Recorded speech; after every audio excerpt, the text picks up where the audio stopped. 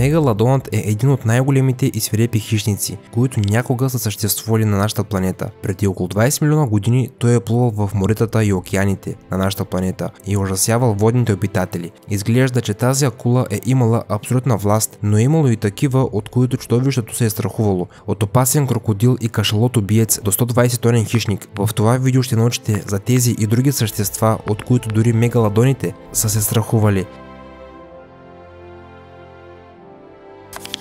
Левиатан Мелвил. Нека започнем с най-големия праисторически китоподобен, който някога е съществувал.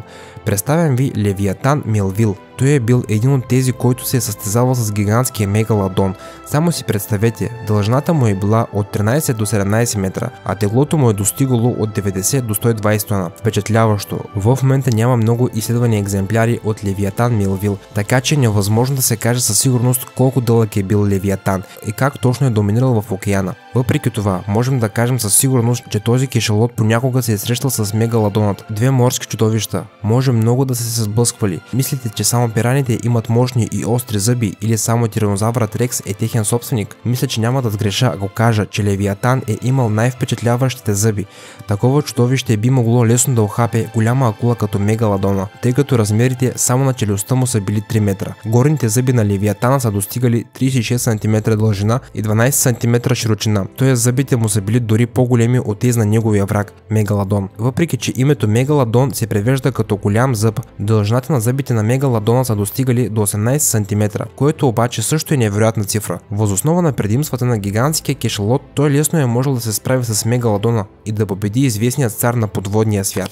Зигофизитер варолай е друг представител на семейството на китоподобните. Наричат го още кешалот-убиец, защото външно е приличал на кешалот, така че тук имаме друг кандидат, от когото мегалодонът е трябвало да се страхува. Той е живял на нашата планета в края на Миоцена, преди около между 7 и 11 милиона години. Според учените, зигофизитер може да достига от 6 до 7 метра дължина. Асиметричната форма на черепа показва, че той е използвал ехолокация за лов на морски обитатели. Освен това, той е получил мощни челюсти като дар от природата. Зъбите му са били с дължина от 15 до 20 см, благодарение на които зигофизитер можел да яде големи риби. Ако той е имал конфликт с мегалодона, тогава вторият най-вероятно е получил тежки рани, въпреки че е бил по-голям от кешалота-убиец.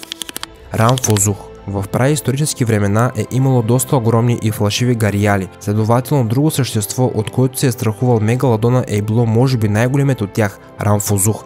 Той е живял в индийския субконтинент през същата миоценска епоха като мегалодона. На разположение на палеонтолозите, за съжаление, има много малко вкаменени останки, принадлежащи на този вид, само няколко зъба и парчета от черепа. Такъв предшественик на крокодил е бил с дължина от 8 до 11 метра. Вкаменените кости показват, че е бил много активен хищник. Дългата и пъргава опашка е позволявала на Рамфозух да плува бързо и да маневрира във водата. Той е ловувал предимно дребна плячка и риби, но понякога в устата му е попадала и по-голяма плячка, включително мегалодон. Учените предполагат, че Рамфозух всъщност би могъл да спечели битката с тези акули поради развитите челюсти, които са били с голям брой дълги и остри зъби и следователно са били много подходящи за лов на широк спектър от плячки, включително и на мегалодон.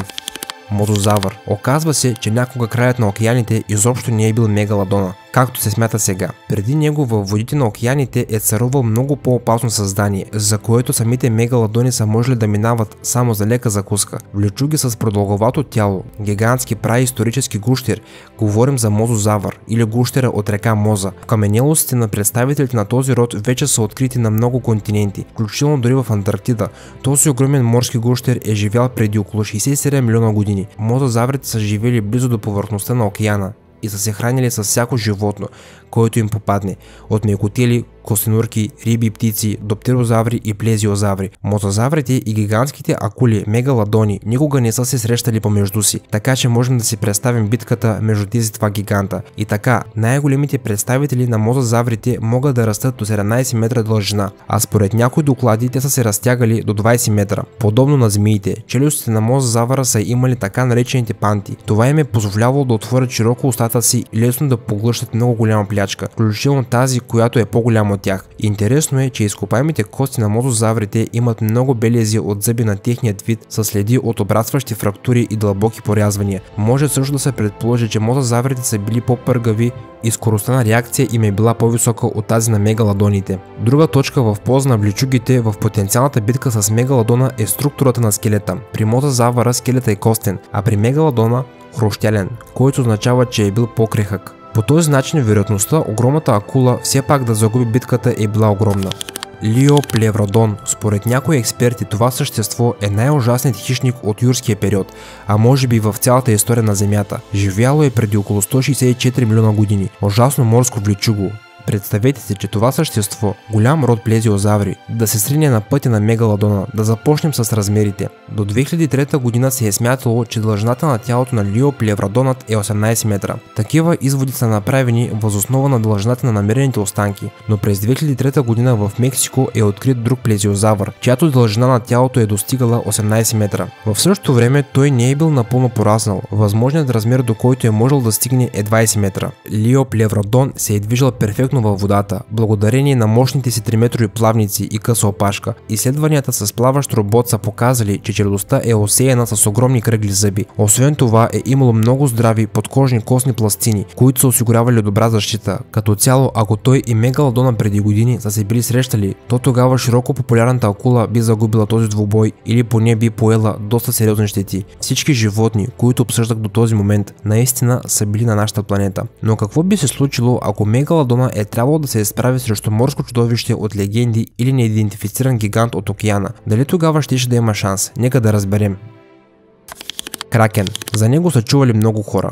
Това е легендарно митично морско чудовище с гигантски размери, главоного, който потапя кораби. За първи път се появява в скандинавските писания, а сега трепти все повече и повече в популярната култура. Ако чисто хипотетично мегалодона беше започнал двубой с него, какъв щеше да бъде изходът? Размерът на кракена е очевидно по-голям. Главоногото може лесно да грабне мегалодона и благодарение на неговите смукателни сили и огромен натиск да реши изхода на битката. Тактиката за нападение на мегалодона би включвала таран, с който ще се опита да зашемети жертвата и след това да използва огромните си зъби, но подобна тактика срещу кракен би била напълно безполезна. Главоногото би обвило акулата в силната си прегръдка и всичко ще да свърши на място. Блуп. Веднъж световно известният изследовател на океаните Жак Ив Кусто е споделил, че огромно същество с размери от около 300 метра уж е плувало покрай техния батискаф. Норвежският пътешественик Тор Хайердал също е споменал това в книгата си Пътуване на Кон-Тики, че докато е бил в подводницата край бреговете на Перу на голяма дълбочина, една нощ е чул странен ужасяващ шум. През иллюминатора той е видял нещо гигантско и светещо да плува покрай подводницата, а през 1997 година се е случило нещо интересно. Хидрофонът е записал странен звук, идващ от дълбините на Тихия океан. Някои експерти са сигурни, че такъв шум може да бъде издаван от морско чудовище, непознато на науката. Все още обаче няма факти, че този звук изобщо е бил издаван от живо същество. Някой смята, че звукът се е създал от айсберги, влачещи се по дъното на океана. Но какво, ако все пак е чудовището с невероятните размери? Съдейки по звука, трябва да е гигантско същество, което би смачкало мегалодона за нула време. Остава да се надяваме, че това не е било живо същество, защото мегалодоните отдавна са изчезнали като вид, а ние сме живи и ако случайно един ден се появят отново, ще бъдем принудени да споделим нашата планета с такова чудовище. Аз бях Айхан Инфая, приятели. Видеоклипа хареса ли ви? Ако видеоклипът ви е харесал, не забравяйте да поставите един лайк, един коментар и абониране с камбанка. Отговарям на всеки един коментар. А ако видеоклипът наистина много ви е харесал, бих се радвал да го споделите в социалните мрежи. По този начин помагате на мен и на моят канал да расте и да се развива. Очаквайте съвсем скоро много нови интересни видеоклипове. Чао, приятели, и до скоро!